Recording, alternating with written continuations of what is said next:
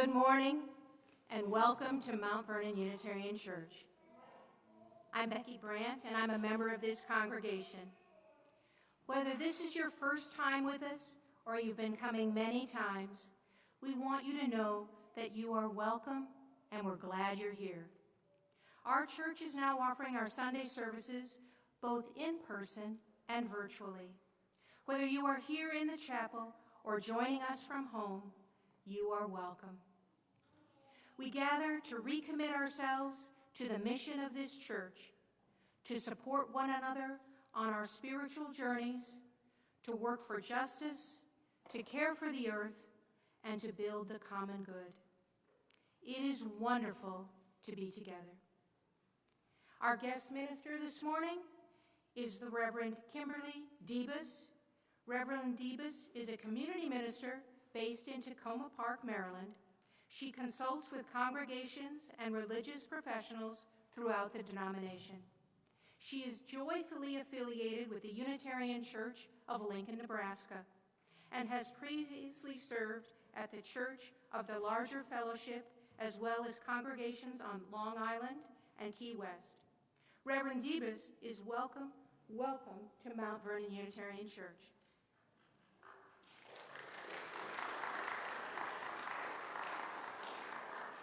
And now, let us turn our hearts and minds to worship.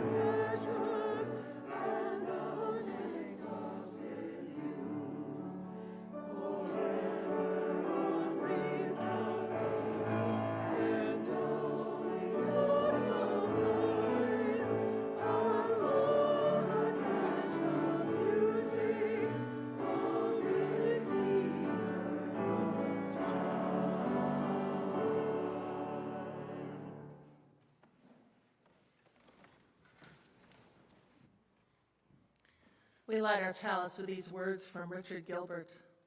O flaming chalice, symbol of a free faith, burn with the holy oil of helpfulness and service. Spread warmth and light and hope, warm hearts grown cold with indifference, light dark places with justice, rekindle hope with despair. May we bring fuel for thy fire of love. May the oil of loving kindness flow from us to thy leaping flame. May hands of service shelter here, that no winds of hate may extinguish its brightness. May thy light and warmth be eternal. May we be keepers of thy flame. And now I invite you to rise as you are willing and able to join us in singing hymn number 128, For All That Is Our Life.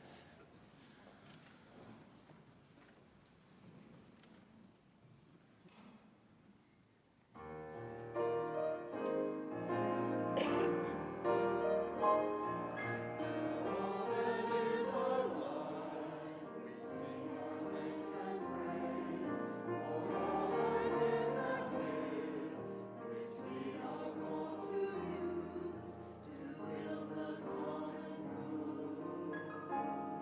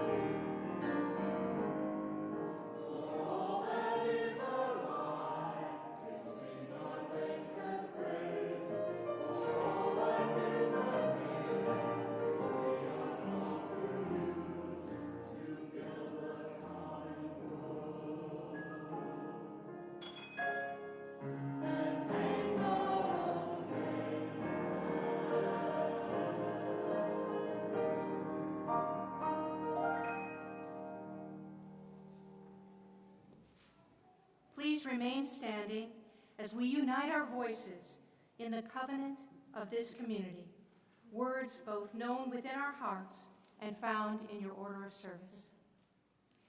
Love is the teaching of this church. The quest of truth is its daily task, and service is its prayer. To dwell together in peace, to seek knowledge and freedom, to serve life in community, to the end that all souls shall grow in harmony. This is our covenant with each and with all.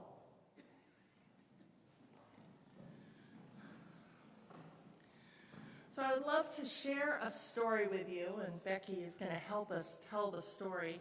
It's called Answer Mountain.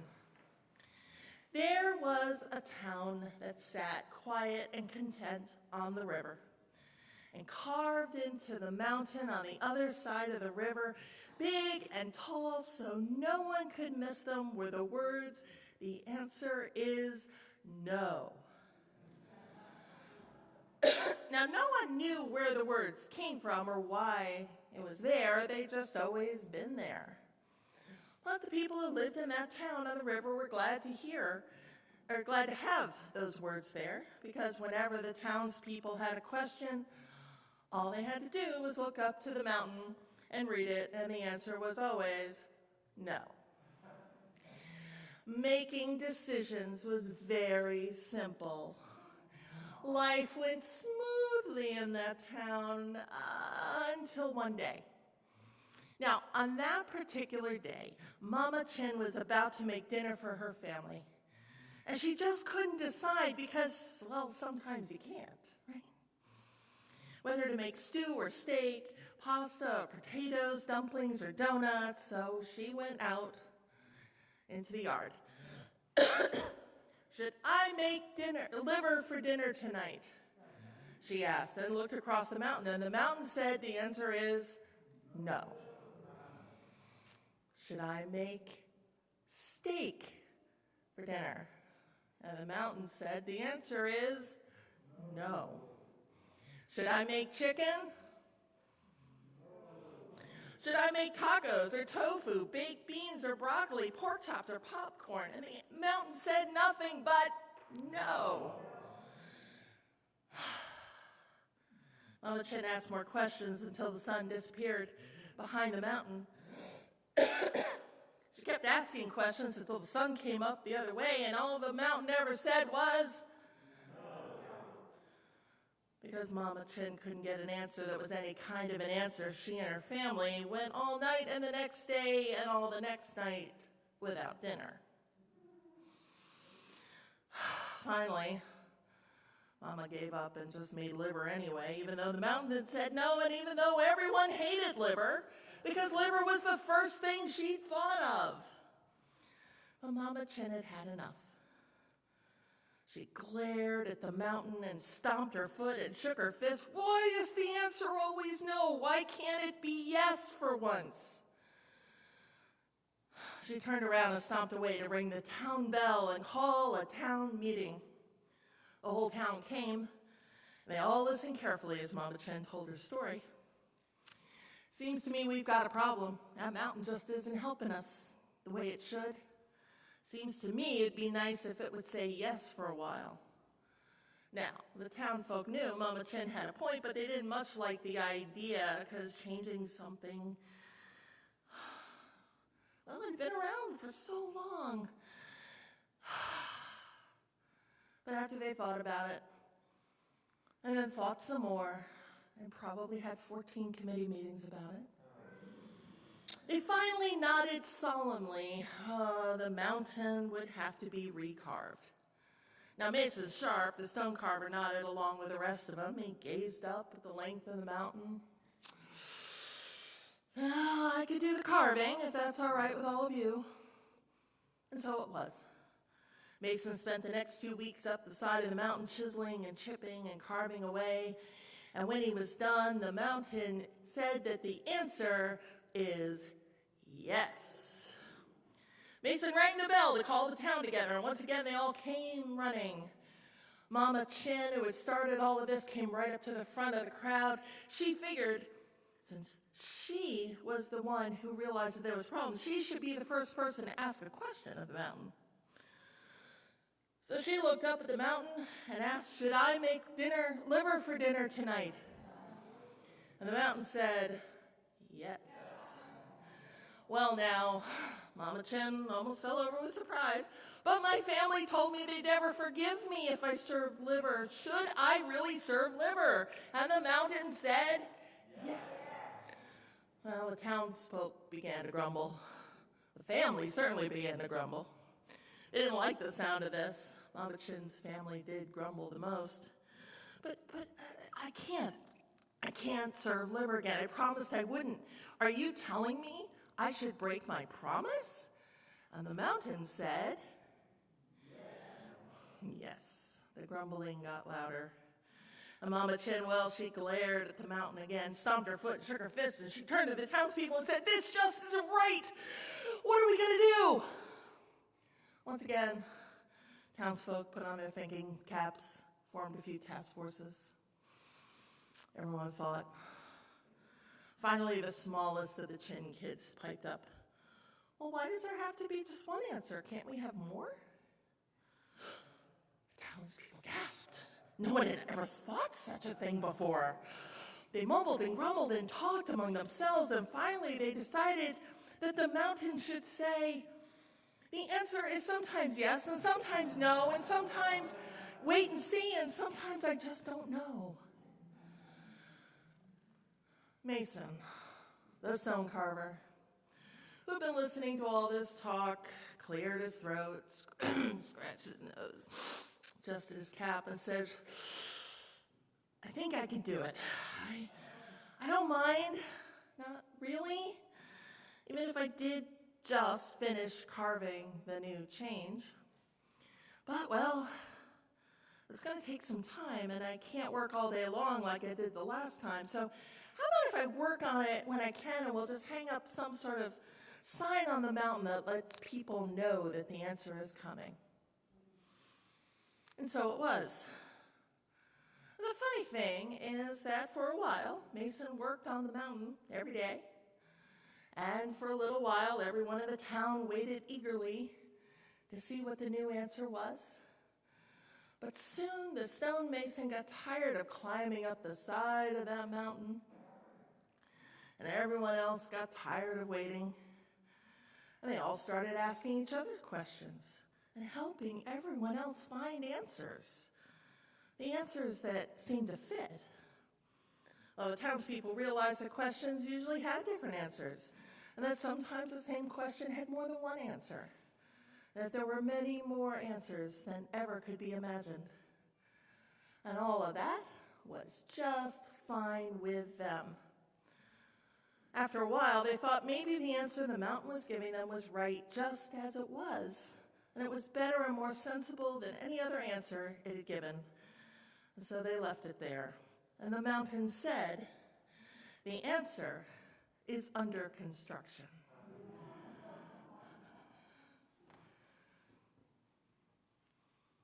And let's now sing our children out to R.E.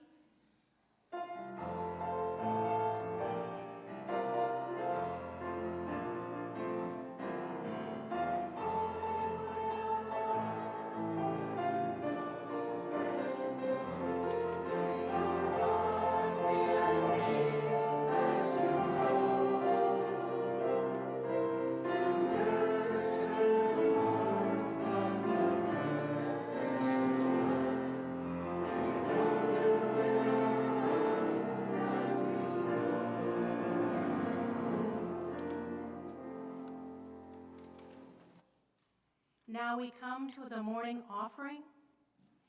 MVUC asks each of us to show spiritual and material generosity. I give because this community and its social justice efforts give me hope for the future. Each week, we share the plate with a charitable organization that you, our members, have chosen. This week's offering is being shared with Together We Bake.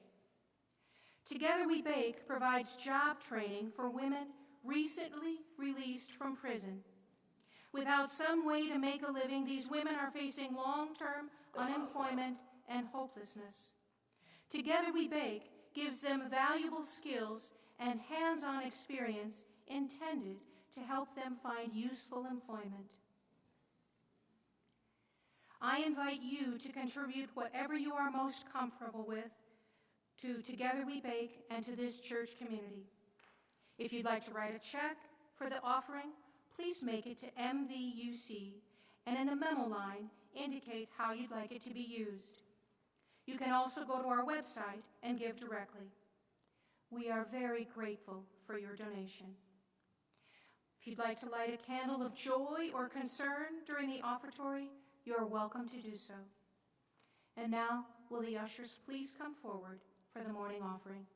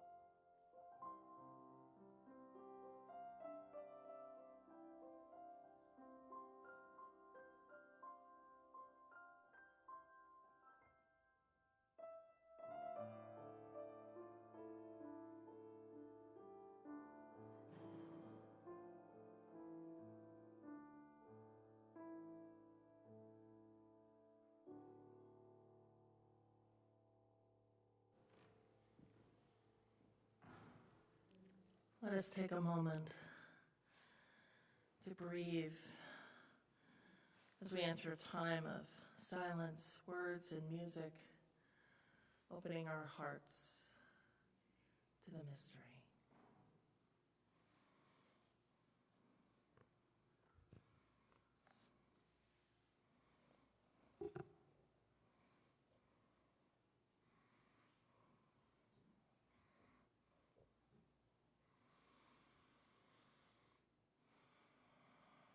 Amazing grace, mystery, Spirit, God, infinite all, We pray today for all the joys and sorrows that fill our mind.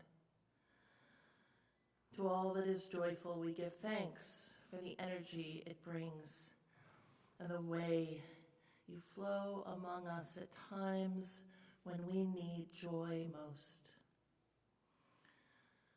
To all that is sorrowful, we give thanks for those moments and memories we had, for the space in this community to lay down our burdens and our struggles, and the love that flows through you, our sorrow, at times when we need it most. We continue with these words from the poet Jan Richardson. To all that is chaotic in you, let there come silence. Let there be a calming of the clamoring, a stilling of the voices that have laid their claim on you, that have made their home in you, that go with you even to the holy places but will not let you rest, will not let you hear your life with wholeness or feel the grace that fashioned you. Let what distracts you cease. Let what divides you cease. Let there come an end to what diminishes and demeans, and let depart all that keeps you in its cage. Let there be an opening into the quiet that lies beneath the chaos, where you find the peace you did not think possible, and see what shimmers within the storm. Let our prayers continue in our singing as we join our voices in number 90, From All the Fret and Fever of the Day.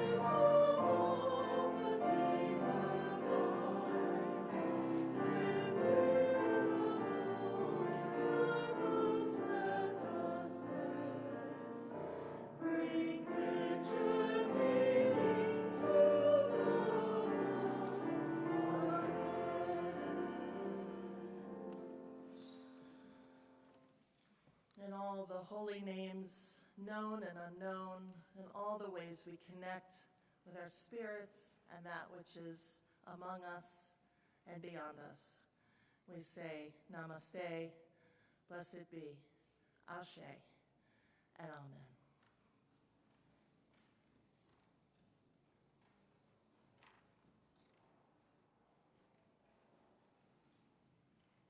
The reading this morning is entitled Pie with Spirits by Mary Wellmeyer.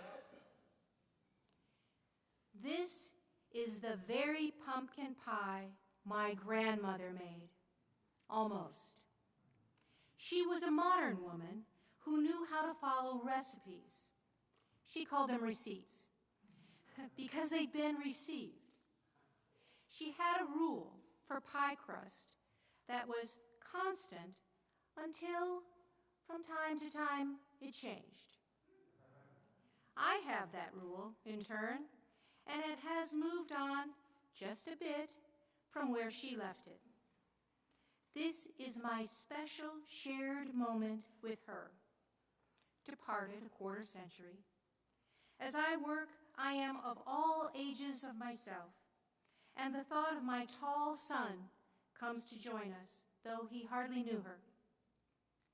He makes pies with wild abandon, sculpting them from material and artistry. He has received pie somehow at the level of soul. The three of us make pie together, preheating the oven, cutting butter into flour, adding water, flouring a board, rolling the crust. To honor her, I follow the recipe. To honor him, I change one thing.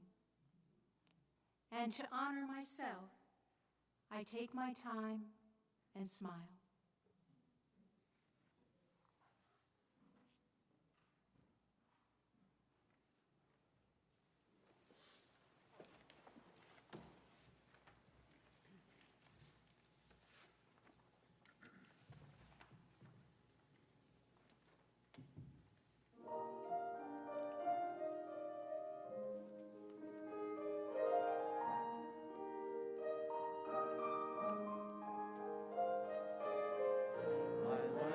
On in endless song of lovers' lamentation.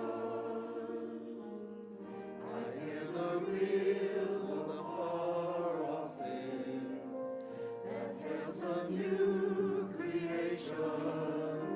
No storm can shake my inmost calm, while to that rock I'm clinging.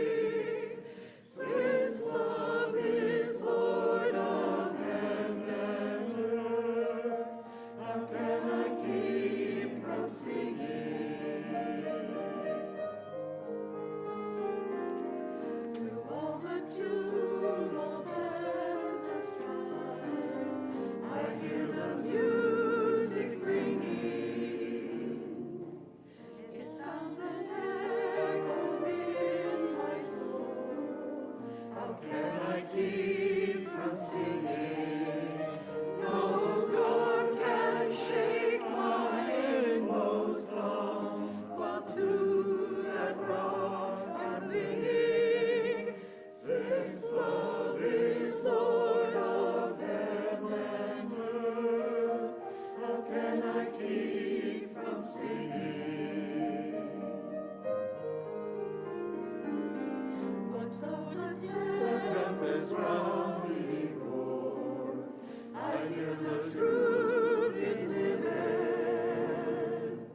What though the darkness round me close, not in the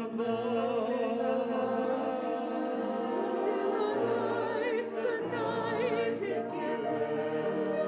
No storm can shake my inmost calm, while to that rock I'm clinging.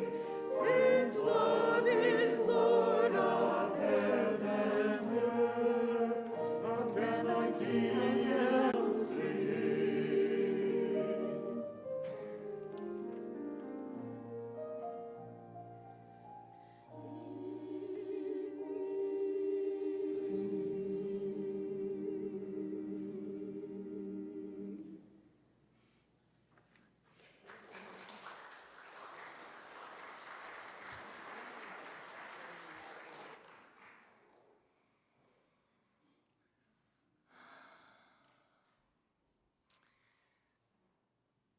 My mother loved stuff. Now, my mother wasn't a hoarder exactly and wasn't a collector exactly, but she grew up in the Depression with an absent father and a mother who moved them around a lot from relative to relative with just a couple of suitcases each for her sister, and her mother. Mom decided that she would never live like that again, and over the decades amassed a great number of beautiful things: decor, books, furnishings, dining and kitchenware. She taught us that many things had a life after their first use. Now, this was a lesson that my sister took to heart and proved very helpful in her career as a first grade teacher. My sister's classroom, and her house in Albany, New York, was filled with things that might be useful one day. When my mother took ill in the late 90s, she moved in with my sister, so the house then had twice as much stuff in it. When I moved in with them in the mid-2000s to help care for my mother in her declining years, well, most of my stuff landed in a storage unit. And after Mom died, my sister didn't get rid of much. Clothing, medications, medical supplies, yes, but the decor, the books, the furnishings, the kitchen stuff, plus all the photos, things actually got worse after she retired. And as her own health declined, she would put things in bags she could carry around, but then rebuy the things she couldn't find because she couldn't find the right bag. Any suggestion of helping her get rid of some of the things that didn't serve us anymore was taken as an insult, especially when it was one of Mom's things. When my sister died of cancer in 2020, I was left with all of her things plus all of Mom's things plus all of my things, which I hadn't seen in 17 years. Excavation wasn't easy. Now, the first round was obvious, the clothing and the medical supplies, right? Then going through the bags that contained everything from nail clippers to candy wrappers to vitally important papers. And then the drawers and the closets, chock full of things that might be useful one day. And all of the office supplies, oh my God. I could have opened my own branch of Staples with as many office supplies as were there, and most of them were from when Sandy was a school teacher.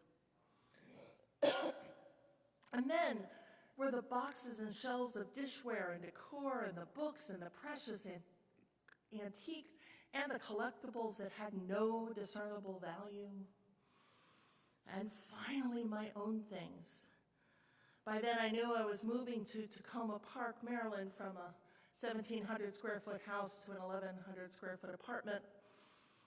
And now it was time for the rubber to meet the road. I had to make some hard decisions. I didn't go Marie Kondo on it, but I kind of did. I would look at things. Am I holding on to this because it is useful, because it is valuable, or because of the memories? Do I have room for it? Will it serve me, or will it hold me back? Am I holding on to it just because it might be useful one day? Do I already have one and don't need 2 or 3 or 10? Okay, some decisions were easier than others. But I realized that I would always remember the brass ladle and the holder that my father made, and I'd always remember the really good silver they got when they married, and the yearly cleaning of said silver while watching the Macy's Thanksgiving Day Parade. And there's nothing, I'll just pause it, there's nothing more unique in my memory than the smell of silver polish, orange juice, and cinnamon rolls. That, and then the onions from the kitchen blending in, right? That is such a unique smell to me. I'm never going to forget that and those experiences. And the truth is, there are some things I'll only use once a year. Christmas decorations, the antique soup tureen that you can pry out of my cold, dead hands. Like I said, decisions. And what came with me to Tacoma Park are things that are allowing me to thrive as I embark on this new chapter of my life. And a lifetime of memories that remind me of who I am, whose I am, and where I came from. There are lots of things we hang on to in our personal lives, in our congregational lives. I'm reminded of a story that former UUA President Peter Morales tells of going to a day-long retreat in a New England church building. The meeting was to be held in the parlor, a grand room with portraits of their previous ministers on the walls, most of them painted. The room lined with chairs and sofas from probably the Victorian era, maybe the early 20s. And while not all Victorian chairs and sofas are comfortable,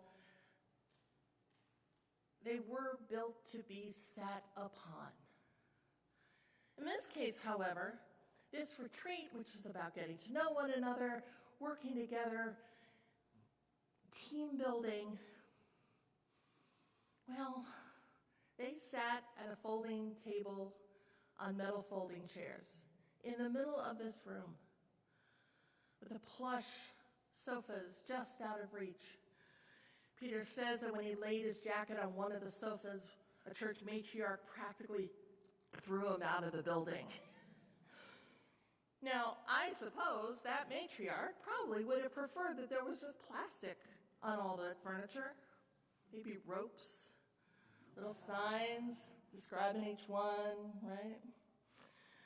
And of course, how many of us have memories maybe of a neighbor or a relative or our own homes where they bought really good furniture and literally put plastic on them and you sat on the plastic so that it wasn't nearly as comfortable or pretty as you might have imagined. I mean, on one hand, I get it. There were a few things in that excavation of the house that I wished had been better taken care of so that when I got to them, they might have been in better shape to use or sell or give away. But there's a point when you have to wonder, what are we sacrificing in order to preserve the thing? Are we preserving comfort, our own comfort? Are we deciding what our forebears want?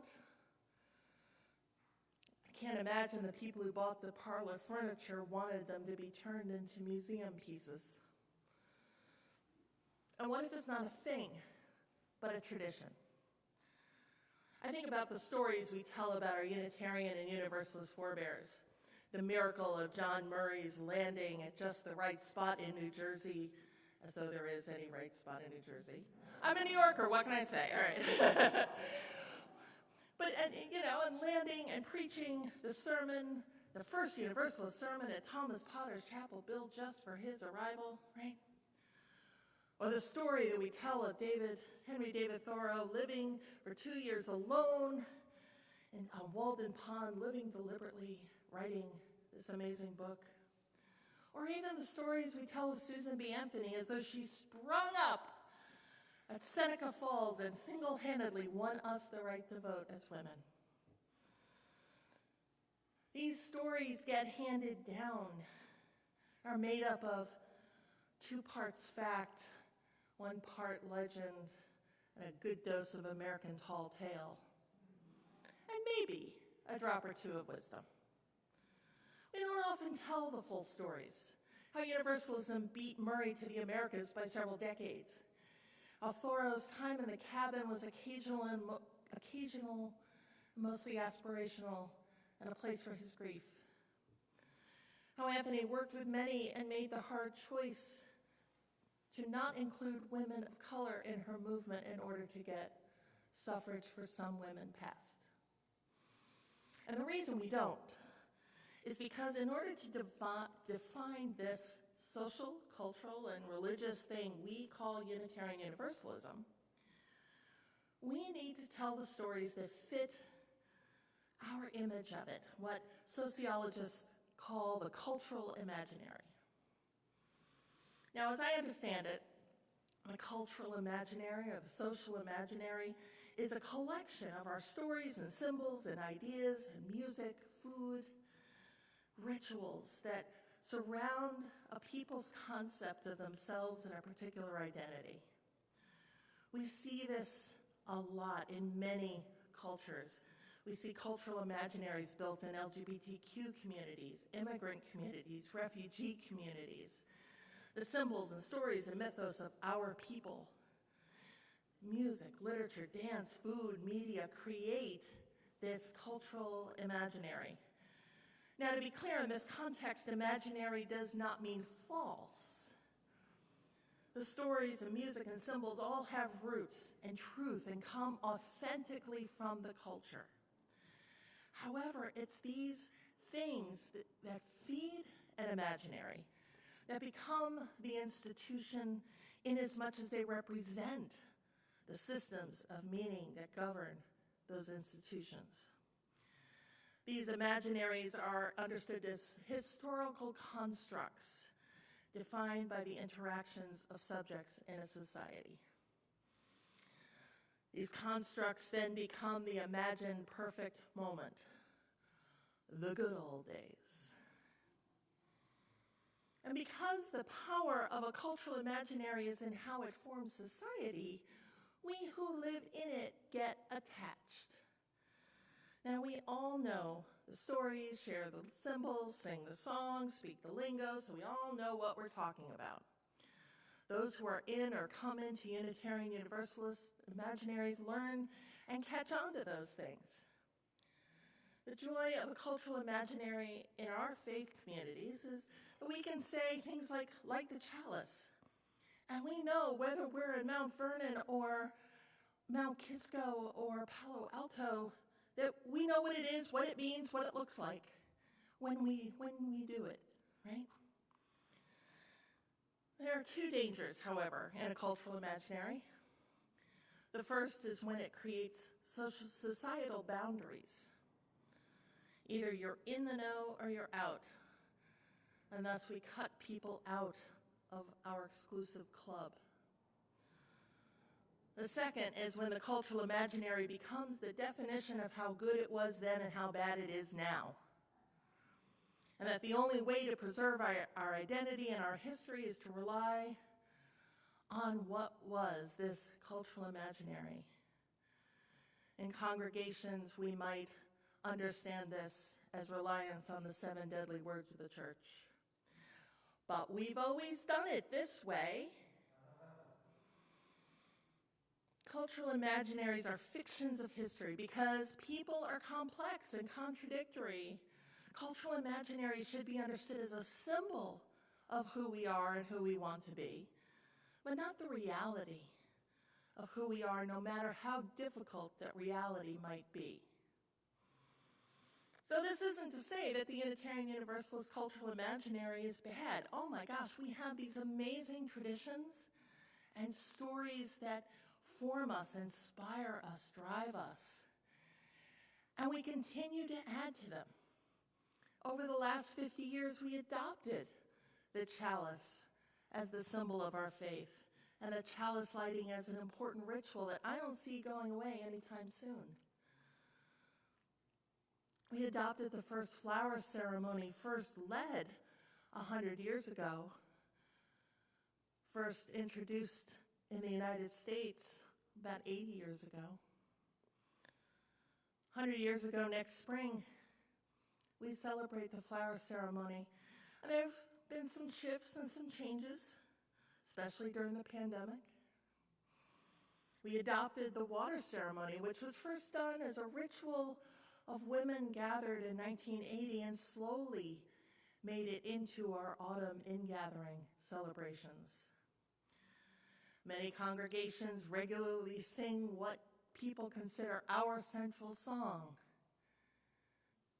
Spirit of Life, exactly. Which, when our gray hymnal, Singing the Living Tradition, came out 30 years ago, yes, it's already been 30 years, that song was reviled in some congregations as not being a hymn and too hard to use and too hard to sing. And there aren't many congregations who would get rid of any of these things today. These traditions and symbols that have helped us define who we are and have been in these last 30 to 50 years. But to say these things represent who we are and always have been is false. Because there are people in this room who are older than any of those except for the original flower communion. I don't think we have 101-year-olds in the room. And if we do, hooray. When we hear this argument, when we're talking about something that the Unitarian Universalist Association of Congregations is doing right now, and that is studying our second article. Now, the commission that is studying it is, according to our bylaws, reviewing the article in them that outlines our principles and our sources, to ensure it reflects who we are now and who we want to be for the next 15 years or so.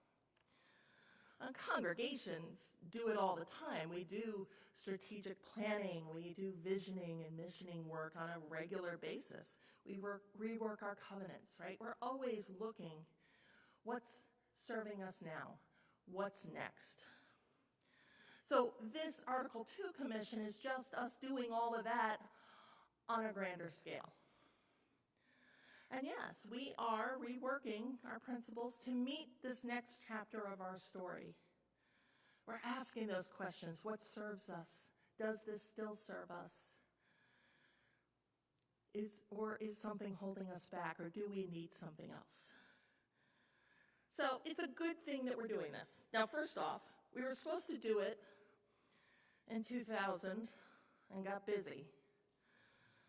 So we've been out of compliance for like 22 years. But it's also a good thing because our principles are not our creed. We don't have creeds, remember?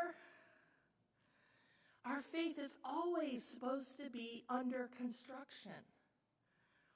Remember that Unitarian Universalism rests on the belief that revelation is not sealed and there's always more to learn and to know as we, as your covenant says, grow together in harmony. Our faith is poised to meet the moment, and so we must be willing to re-envision the principles that meet that moment. Now, to throw them all out and say they were wrong is not going to happen, because there are amazing truths embedded in them, even that we hold up today from the original 1961 principles that come out of the work of the Unitarians and the Universalists. These core beliefs and understandings of what it means to be humans and earthlings in this place where there's always more to know and always more justice to do. These things that are, shall we say, permanent to our core. But there's much that is transient too. We as a faith are moving from a focus on individual freedom and toward a focus on collective liberation. So our songs and our words and our actions must meet that moment. And I'll just pause and say, if you flip through this book, you will see many, many, many songs about freedom. Because in the late 80s and early 90s, that was so important. A lot of peace songs, because we were in the middle of a Cold War. We're in the middle of something different now. So we also need a new hymnal. I'm sure that will come. And I'm not saying that we reject the past. Many of these songs speak to us and come from Unitarian and Universalist sources. We see them in the first joint hymnal that they put together in the 30s, I think 1938. But when we not reject the past, but let go of what is transient and embrace what is permanent, and find the theologies and practices and ways of affirming our faith, then our faith works for us now. This work is hard. We've been going through and are still going through uncertain times in this world. We're all still masking. There's still a pandemic. We've been going through hard things in our nation, in our personal lives. You are going through uncertain times as you travel this interim period toward a new settled minister. It makes a lot of sense to hold on to what's familiar, what you've always done, because it is comforting in this uncertain time. And when faced with challenges and uncertainty that puts us onto entirely new terrain, we often turn to the familiar, to the technical answers. We want to fix what's wrong instead of adapting to our new realities. And so instead of reimagining a future that looks forever different, we do our best to fix the things we can to hold on to the things we understand, which is fine when it's still helping us and grounding us, and less fine when it's holding us back from meeting the moment, from doing what's right and what's next. When I let go of all of those things in my sister's house, I found myself lighter, but not just mass and stuff-wise, but emotionally lighter, a little physically lighter. I was able to let go of some old attitudes. I let go of a bunch of the should-dos, because we'd always done it this way as a family, and we always had these things. And I've started to embrace the would-dos, because what I would do serves me now. I got rid of all the signs on the mountain that said yes and no, and I'm learning to chart my own course, which I suppose was always under construction. I learned that by changing what I am surrounded by, what I do, where I live, I was able to envision a more grounded and creative and compassionate future. I'm still Kimberley, who grew up on Taberton Mountain in upstate New York, with all of those beautiful things, with all of those songs, with all of that energy, family history. But I'm also standing here in Mount Vernon, New York, or not Mount Vernon, New York, sorry, I've lived near Mount Vernon in New York, Mount Vernon, Virginia. Okay, you can take the girl out of New York, but can't take the New York out of the girl. Okay, got it. But that's my point, right? I am here with you in this new place, with this new future in front of us. We can all do this, honoring our past and using our past to propel us forward. I didn't get rid of the end tables, the terrain, but I have also not put them under plastic and behind ropes that say do not touch. They are part of what grounds me, part of the cultural imaginary that is my family, what allows me to grow. This is not easy. Anybody who says change is easy is trying to sell you something. Over and over again, though, I hear stories about people making an effort to change, but then falling back into old practices that are safe and familiar. I've done it too. But we can do it. We can stick to it because it's good for us. So let's rip the plastic off the furniture. Let's ask ourselves the hard questions about our practices and our ways of being with one another. Are we holding on to it because it's useful? Are we holding on to it because it's valuable? Are we holding on to it because of the memories, or worse, what we think those before us wanted? Do we have room for it in our growing faith? Does it serve us, or is it holding us back? Are we just holding on to it because it might be useful again someday? Are we holding on to it because we've always just done it this way? Let's rip the plastic off the furniture and sit on the parlor chairs and change the signs to give us room to decide what's best for meeting the moment. Let's do what we must to keep on singing, to answer the call of love, to work for the liberation of all, to celebrate all that is our life, to draw the circle wide. Let us do that. Our closing hymn was written when that first hymnal pre-consolidation came out in the 30s. This idea that the Unitarians and the Universalists might have some things in common. And then was sung again when the Unitarians and Universalists finally agreed and approved the consolidation of the two associations in 1961. We sing it today as a remembrance of our history and a call to our future. So please join as you are able and comfortable in body and spirit, and sing with me 145, As Tranquil Streams.